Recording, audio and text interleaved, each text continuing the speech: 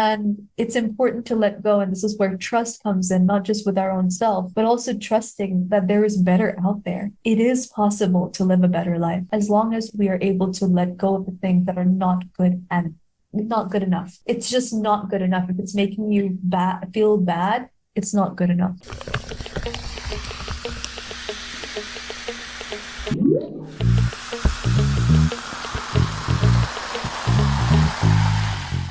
Welcome to another episode of Liquid Love, a podcast where we talk about self-love, creativity, and living authentically. Hi, I'm Mnayitre. And I'm Nandini, and this episode 4 is going to be about when self-help really doesn't help. And this is Sorry. No, I'm happy you did that. It is such a frustrating feeling, and it's something that I know a lot of people go through, and I most certainly did. So I grew up extremely depressed. Most of my life, I was miserable, unhappy. So I naturally had a great interest in psychology. I really did. And I don't know, I guess like the older I got, the more I thought I became really incompetent.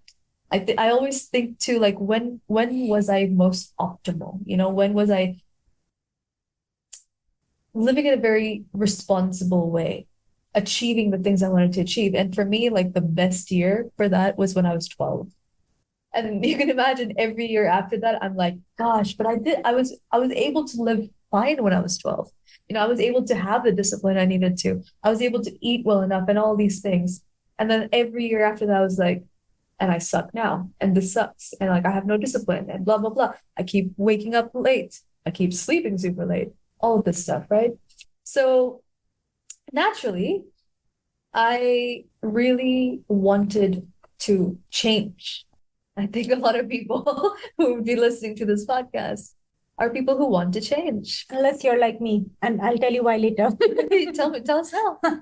The reason is I was so fixed in so many ways that for me to change, something really had to crack open from under my, the floor had to crack, Right. and my life had to collapse for me to really make a change. That actually is what ended up happening for me as well. I always felt like the only change I ever made was when push came to shove. You know, like I wouldn't be changing because I decided to. It's because life pushed me to change, you know? And that's very disempowering, I think, because it made me just feel like, oh, okay, so I don't wake up early, but when my dad's in the hospital, that's when I wake up early every day while he's in the ICU. It's like, is that what it's going to take? Because it's just a really bad feeling. All you last minute 11th hour workers, high five. I think it's the same psychology that goes behind it, that I always used to say that I'm very good in crisis situations. Yeah, same. Because while growing up, that's what I felt. I was like, I needed to realize that there's a crisis for me to be very functional and, good with being on top of my game. Yes. So that's what it feels like. So naturally, I was watching, gosh, I wish I could give you the names of the YouTubers. It's been a long time now since I did. But lots of like YouTubers which helped, they helped students create good schedules. They had all these tools and techniques. The 5-second method, Mel Robbins made that popular. All of these things on how to just stop being lazy, pretty much. Like how do you stop being lazy? How do you have more confidence and all of these other things? And I always was able to credit the techniques. And some techniques, they actually worked for me. I have a channel on YouTube called Love Powered Up, but it's gone through many different versions in the past. And in that channel, I had also documented my journey through depression and anxiety. But alongside all that, I was also making a lot of like decluttering videos. So I had a huge issue with hoarding, all of these things. So there were certain methods that really worked. For example, one of the methods was like, okay, every time you get up, make sure before you sit back down, you put 3 things in their places. And I was like, very doable, can do that. Another, technique was like, if it takes less than 30 seconds to put away, as you're walking by it, take it and put it away because it's taking less than 30 seconds. And it was so effective for me because like there were like, for example, I might have put my socks in the corner and I wouldn't have washed them for about a month. But every time it's like I put my laundry there and I forget about the socks. I could just literally take the socks and put them in the laundry machine for the next time, you know? I just didn't think to do that. So these very practical tips, they had a lot of validity for sure. But I feel like a lot of self-help really didn't work for me, and it didn't work for me long term. So this is where I think for me in my story, Buddhism sort of came in. And I was, as I said, I'm interested in psychology. I'm interested in philosophy as well. So I started studying Buddhist philosophy, and I had this amazing teacher. Um, my teacher had told us, all the students, but it felt, every time I say my teacher told me, I meant, in a classroom full of students. Yeah. He said, the purpose of life is to make yourself as happy as you can. And that really shifted something for me because it made me realize that my whole life, I was spending my entire life protecting myself from everything I was anxious about. So every decision I was making, I was like, oh, I have to wake up early because if I don't, ABC things bad will happen, right? Every decision of mine was motivated through fear. And so even struggling with depression for so long, everything I would do would try to comfort me from the bad feeling of depression. As opposed to seeking out things that would make me happy, I was like, what can I do which will make me the least sad? It's just like, in a way, we're saying the same thing, but we're not. It's a completely different thing. The feeling is completely different. Yeah. The words and the way we are structuring it can be similar. Yeah. And it also, okay, hold on. I've got to refer to my notes again. So while Nandini is referring to their notes, I would like to add is I also went through childhood depression and procrastination and blah, blah, blah. But as I grew up, I was the parentified eldest sibling. And by the way, I learned this term very recently. So while growing up, I didn't know that. But for me, I was not just working for myself. I was working for 5 other people. So when I started to take responsibility, it was not me taking responsibility for myself. And because of the way that I identified, my idea of self was family. So when I was working for myself, making myself happy, it automatically meant that I'm making everybody happy. So the downside of that is, which I feel contributed to a lot of anxiety and stress in my life, is because I can't make anyone else happy. I can be an influence in their life, but me realizing this core idea that I cannot make the decisions of my closest loved ones. It is their life. It is their journey. And so me constantly wanting to make the people around me happy is a very flawed idea that I was carrying within myself. And that really contributed towards depression and insecurity and general, helplessness and self-worth and all these things. Yeah. And at the core of it is always my favorite abandonment issues 101. If I don't do this, then they'll leave. So even though on the surface, I think this is one of the reasons why I love that Nandini and we're doing this together authentically, because at one level, our stories are different, but we are going what we have gone through while realizing and becoming the people that we are today is so similar, emotionally speaking, even though our ways of experiencing it has been different. And so this is exactly how it's going to be for you too. You also must have tried, when you have realized that something's not working, you must have tried to figure out whether it is ChatGPT or AI or whatever. You have tried your own ways to figure out what's not working and then try to move towards a solution. And a lot of times they work temporarily, and a lot of times they don't. So that is the reason that we speak in the tone that we do, because we are literally sharing our journeys, not to tell you how to live your life, but to come explore with us. We are sharing our journey, you share yours, and hopefully our voices and our stories will give you encouragement and inspiration to stay true to your version, no matter how messy, no matter how messy and shitty your life looks like. I think it's important, because those are times where we feel the most alone. I don't know why I'm getting emotional all of a sudden. But we do feel alone, and that is when we would love to receive Would you like a tissue? some sense of support. You know what? If I cry, I just cry. It's fine. I'll ask for it. I'll ask for it. Yeah. And also, I like to see other people living their lives really, authentically, because it makes me feel like like I have received permission, to do that myself. Mm. And actually, that's exactly what happened with my Buddhist teacher as well. He said that the entirety of the Buddhist philosophy can be boiled down to two sentences, and that is be kind to yourself. And the second one is be wisely kind to yourself. Mm. Because and the distinction is in the wisely. Because quite often, like I thought, oh, I had a long day at work. Let me be kind to myself and get myself an ice cream, And I would have an ice cream. But back then, when I'm talking about all of this happening, I had severe eczema, inflammation, and all of those things. So when I would have an ice cream, obviously the pleasure of the ice cream cannot be understated. It's so delicious. Hot summer, perfect treat. But my ankles would get like swollen, and I would just have so much joint pain because of inflammation, because of the sugar in the ice cream, because of the, artificial and the dairy as well. Dairy doesn't really suit me.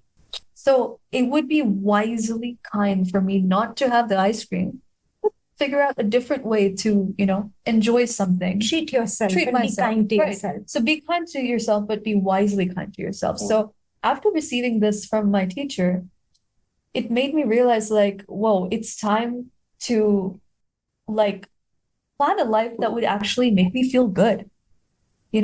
Take that step as opposed to just having no plan and feeling like I had to survive each day. I remember like waking up and being like, God damn, I woke up again. I wish I hadn't. Yeah. Because now I have to go through this entire day again. I had those days too. Right. And it was like years of feeling this way. My whole life I felt that way up until I would say maybe only a few years ago, actually. So depression was what was normal to me, or was really normal to me. So if my teacher said that it is your duty as a human being to live a good life, then that also felt to me doubly like, why the hell can I not live a good life when on paper, which is actually on paper, I had everything I needed to live a good life. And this is now making me think of our last podcast that we did. You have to watch it. It's a really good one. The last podcast, episode number 3, was A Good Life on Paper. So we sort of discussed that. So on paper, I had really nice clients. I was earning really good money. I had my own place in Delhi. It was really centrally located. I had internet access. I had fresh food. Like, I had total independence. So why am I choosing? At the time, it didn't feel like a choice, but I realized it was a choice. Yeah. Why was I always choosing things that, like, why was I feeling miserable? And if a feeling is, I believe, it's a result of an action, and the action can be a thought, it can be a word, it can be a physical action, right? So anything you feel is a natural consequence of an action. So what were the actions that were making me so goddamn miserable? So I tried to change. Why? Because I wanted to live better. I wanted to love myself. I wanted good things for myself. But every single time I took one step forward, I would go 2 steps back. 1 step forward, 2 steps back. 1 step forward, 2 steps back. So it took me a year and a half. And then I also, gosh, you did that, and I can see the dust flying, and I'm going to sneeze now. Oh, shit. Sorry. Anyway, no, it's okay. I'll let you know. Sorry. I just didn't want to interrupt you, and so I did this, but I ended up interrupting you anyway. It's okay. Manifestation. No. So anyway, the point is, after struggling for so long, I consulted a lot of people and also did a lot of introspection. So there's like hardware and software, right? But then there's like a whole operating system Yeah. of the computer. Yeah. So my operating system was incompatible with all these new softwares I was downloading. I was trying to download this, a little software, self-love and da da da, and like, all of these things. Such a good analogy. But the operating system was, you are unworthy. I just felt so unworthy of good things in life. Yeah. So even if I felt like my teacher had given me permission to live a good life, to seek out good things, every time I did that, I would sabotage myself because my operating system is like, this is a virus software, kick it out. We're not compatible. It's not going to work. And so I had to change my operating system. And this is where every single person said, Nandini, you have to let go of your past because it is conditioning. Everything is conditioning. Yep. And my whole childhood, I was conditioned to think I was worthless, that I was good for nothing, that I didn't deserve to live. Quite literally, that was my conditioning. So now here I am. My whole life, I thought I wouldn't make it past 25. So as soon as I made it past 25, I was like, oh my gosh, what now? Damn it, still alive. It's not just that, but in terms of that, I have no dreams, I have no goals. I did have savings, but that was because of scarcity mindset. It's because I was afraid of losing money. So all I had really was like, I had some money in the bank, fine. But I had no ambition. I had no dreams. I was just like, I don't want to wake up. That's my ambition. But it's not happening. Like I'm still living. If I'm still living, then I've got to design a better life. And every time I'm trying to design a better life, I'm self-sabotaging. So it's like this weird catch-22 loop of misery and of helplessness, And everyone said, Nandini, let go. And you know what my first response was to any person who said, let go? I was like, fuck you. Like, are you dumb? You said it for me. like the thing it made me think of, like the first thing I would say is like, are you dumb? You're telling me that I need to forget my life? That doesn't make any sense. What, you want me to have like a lobotomy and like not remember anything? Because it happened. I was abused, like, so how am I supposed to let go of what happened? It was the only thing I was able to identify with, actually. It was an identity I was holding on to, clinging on to, because it was able to explain everything about my life. I wanted an explanation for years, which is why I studied psychology, which is why I studied philosophy. And then I realized, okay, these are the reasons why I'm depressed. These are the reasons why I can't function like a quote unquote normal, well-adjusted person would. So now you're telling me I have to let go of that? It was incomprehensible. But then, thanks to a series of breakdowns, I got to realize, no, I do have to let go, sure. But how? Like, how does one let go? What are the steps? Like, do I hypnotize myself? Like, how do you let go? So that was a big question of mine for years. I attended book clubs. I would ask every person I know. So how do we let go? And also, what do I let go of? Do I let go of my whole past? Do I let go of my entire identity, my whole idea of myself? And it turns out the answer is yes. That's what I had to let go of. I had to let go. I had to basically change my whole operating system, which is honestly as good as buying a whole new laptop. But within this laptop, as in my life, apparently it's possible. Even now, when I think about it now, in terms of the manifestation language, it makes perfect sense now to me. How you can't be going to a place and at the same place at the same time. Like when you come to my house, you can either be on the way or you could be at my house or you could be at your house. You know what I mean? So if my operating system is saying I'm unworthy of good, I don't deserve to live a good life, no matter how much I try to sprinkle in some nice little flowers or whatever else, the environment, like, it's not fertile ground for that to grow. It's just like something that comes and it's flicked off by the wind. Literally, it just goes away. So if I want a good life, but I also think I'm unworthy of a good life, then how do I get a good life? And this is where, like, what I started to do is I started to trust my intelligence and my creativity. And it was basically like what didn't sit well with me is thinking that I had to ignore my past or say that my past didn't happen. But I could use my intelligence and my creativity to reframe what happened. And that was so powerful. I've given an example of this in another video on my own channel, but something as simple as, for example, like growing up during the summer holidays, um, my brother and I would just be at home for an entire month. Like we'd hardly go out. Yeah, maybe just below the house, my brother might go and like, play with two of his friends, but I would literally just be at home for a whole month.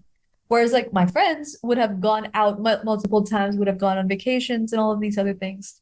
So I felt like, on the surface, that doesn't seem to be a good thing. It's not productive. It's not helpful to have just children every summer locked away for an entire month with no stimulation, with no like real things to occupy them, right? But I could, you have to start wherever you can. So my first thought was, well, I guess I was protected from the sun, so I have less UV damage on my skin, right? Because I was at home for an entire month. I didn't go out. So something even as simple as that can be like, okay, every time you say something like that, there's another voice that goes, but you didn't have fun, blah, blah, blah, blah, blah.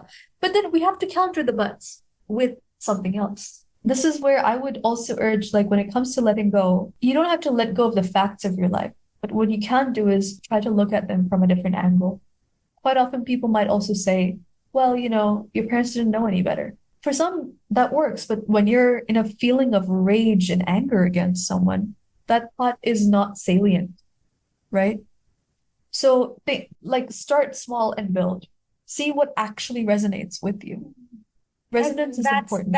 That's the key, according to me. Like what resonates with you, even figuring that out is like huge. Yeah. And just acknowledging it, that what I feel and what I resonate with has the greatest impact for me. Yeah. Yes, X might work for someone else, Y might work for someone else. But like Nandini said that, they figured out what worked for them. It might not work for me or for you, but it worked for them. And that's the magic. Because they realized that. Yeah. For me, letting go was simply rewriting my own life story, but with a different angle.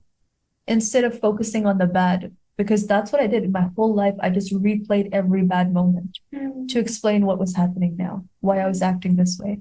But instead, I could focus on the good. Even if there's just one little grain of good in the mud, the one little, fleck of gold in the mud, that focusing on that makes me feel rich. It makes me feel like, you know what? I have some resources.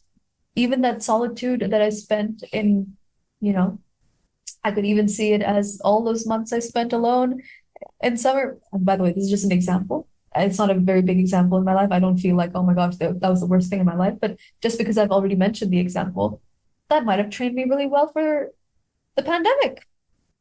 Spending so much time alone in the pandemic. And I actually really enjoy my own company. Yeah. I never feel lonely, ever, So I can say that to you without any voice right now in my head going, but that's a lie.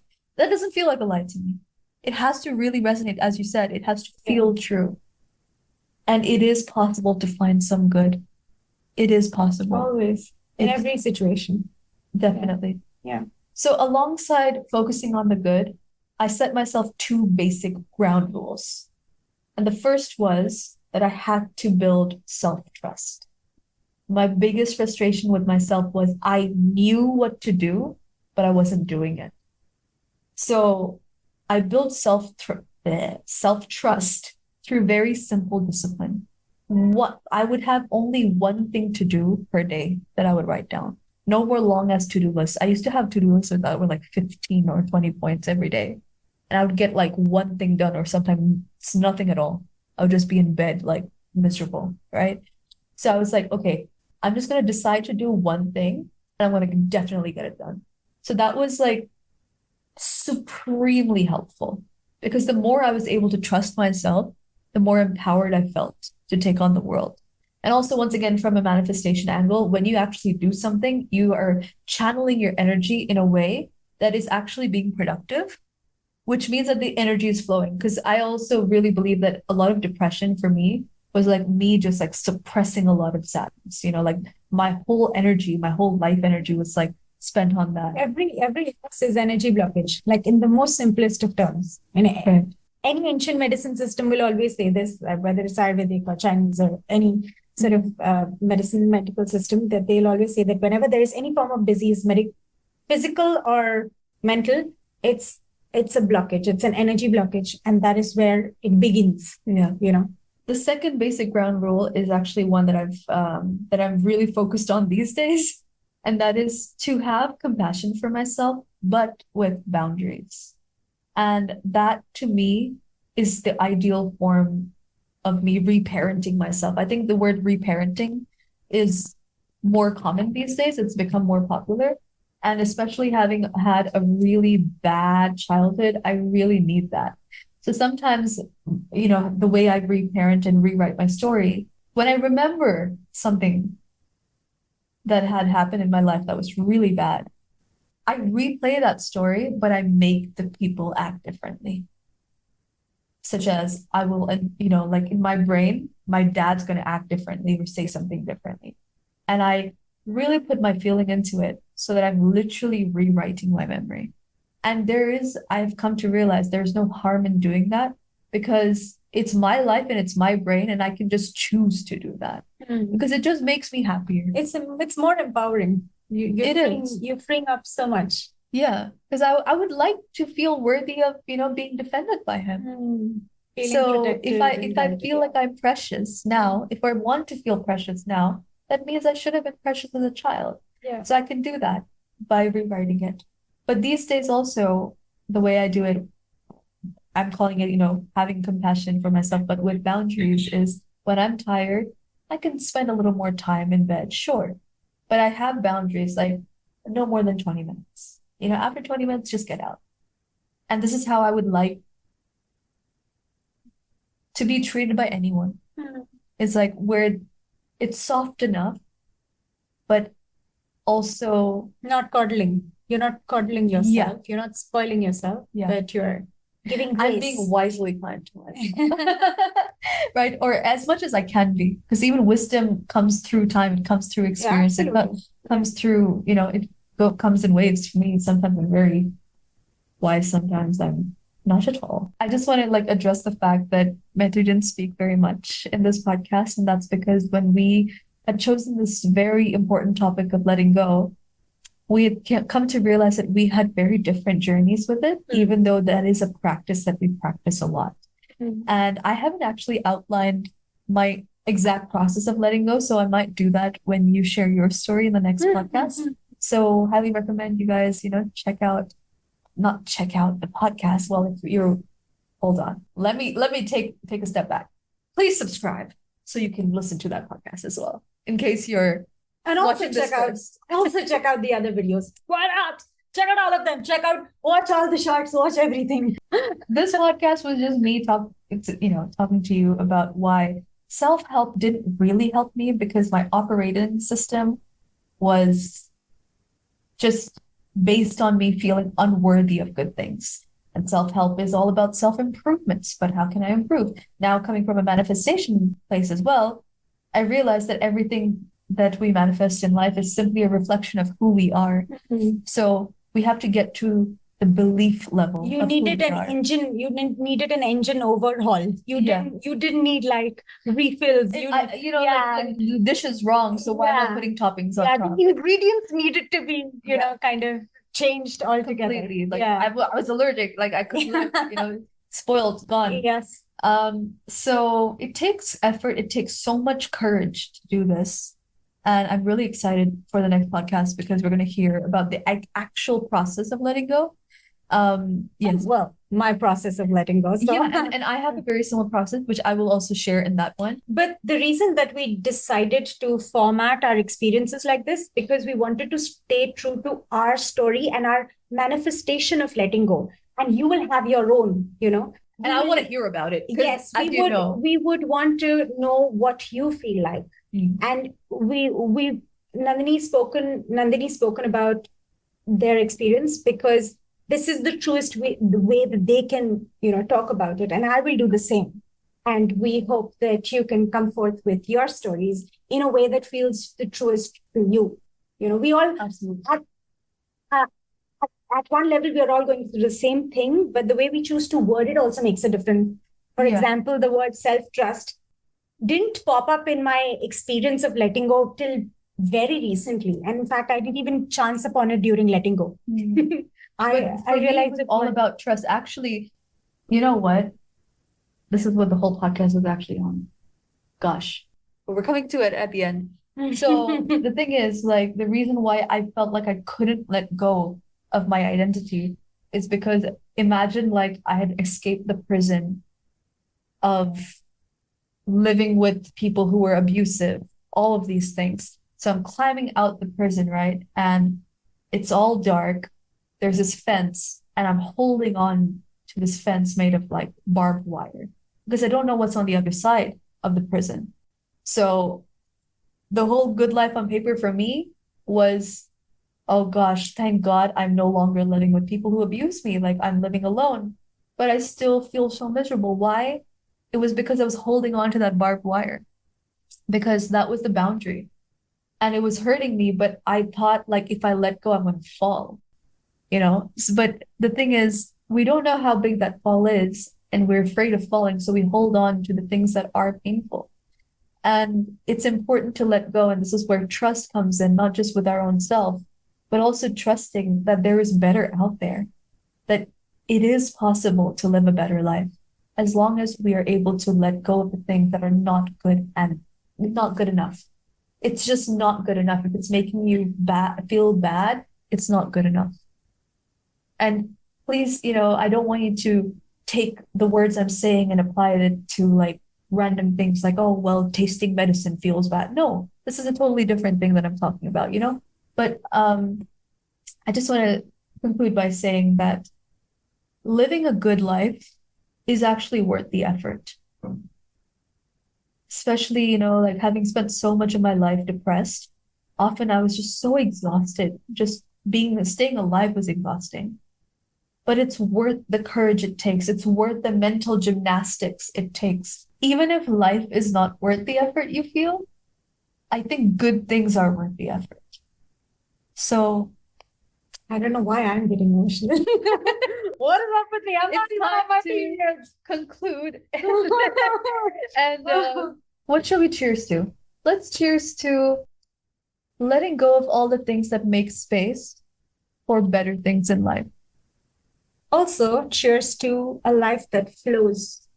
Yeah. That's worth it. Yeah. See you in the next one. Bye-bye. Send us questions that you have on this. Okay. Oh, and make sure you like the video. No, she's saying sorry.